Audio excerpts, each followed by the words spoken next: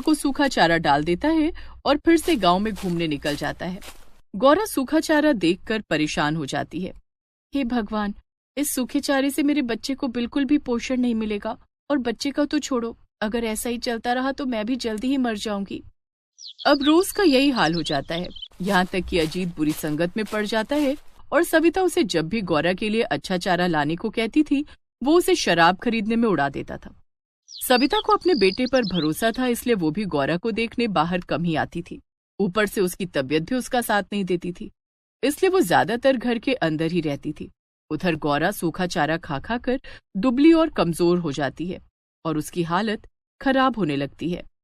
ऐसे तो मैं मर ही जाऊंगी, पता नहीं अम्मा मुझे देखने क्यों नहीं आती। एक दिन रात के समय अजीत शराब के नशे में धुत होकर घर लौटता है। तभी उसे देखकर गौरा शोर मचाने लगती है, क्योंकि आज अजीत ने सुबह से गौरा को सूखा चारा तक नहीं डाला था। लेकिन गौरा के शोर मचाने पर अजीत को और गुस्सा आ जाता है। तेरी इतनी हिम्मत, मुझे देखकर चिल्लाती है? रुक, अभी बताता हूँ तुझे। अजीत एक छड़ी उठा लेता है और गर्भवती मासूम गौरा को उससे पीटने लगता है। मत मारो मुझे मत मारो, अम्मा अम्मा बचाओ अम्मा। लेकिन सविता अंदर सो चुकी थी और वो इस सब से अनजान थी। बेचारी गौरा मार खाती रहती है और उसे सूखा चारा तक नहीं मिलता। इसके बाद अजीत अंदर जाकर सो जाता है। इधर गौरा रोने लगती है। हे भगवान, कम से कम मेरा नहीं तो मेरे बच्चे का ध्यान करो। अगर मैं मर गई तो मेरा बच्चा भी मर जाएगा। अब तुम ही कोई रास्ता निकालो भगवान। गौरा बेजान सी वहां पड़ी रहती है और आधी रात बीत जाती है। लेकिन तभी वो एक दूसरी गाय की आवाज सुनती है। वाह वाह, क्या सुहानी रात है, कितना सुंदर चांद दिख रहा है। इस चांदनी रात में और ठंडी ठंडी हवा में टहलने का तो मजा ही कुछ और है। कौन है? कोई है क्या? कौन गुजर रहा है यहाँ से? मैं तो बसंती हूँ। और तुम? मैं गौरा हूँ और मैं गर्भवती हूँ। मुझे आजाद करो। मेरा मालिक मुझे मारता है, पीटता है और मुझे खाने को सिर्फ सूखा चारा डालता है, वो भी पेट भर नहीं।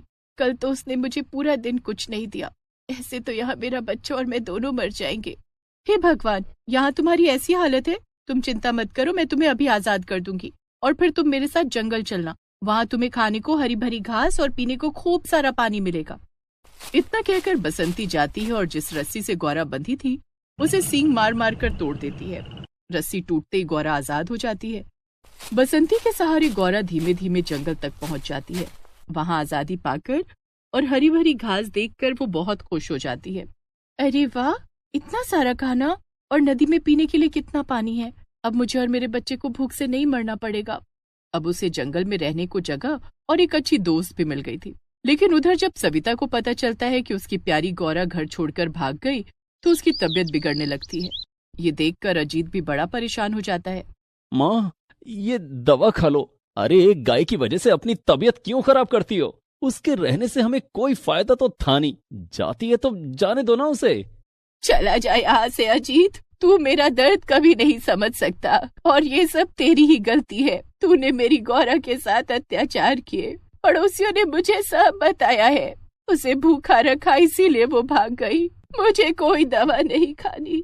कितनी छोटी सी थी वो जब मैं उसे घर लाई थी और आज वो तंग आकर यहाँ से दूर चली गई। मैं तुझे कभी माफ नहीं करूंगी अजीत, कभी माफ नहीं करूंगी। माँ, ये कैसी जिद है? अजीत सविता को समझाने की बहुत कोशिश करता है, लेकिन सविता अजीत की एक बात भी नहीं सुनती। दिन बीतते जाते हैं और सविता की हालत बिगड़ती जाती है। वो दवा नहीं लेती थी।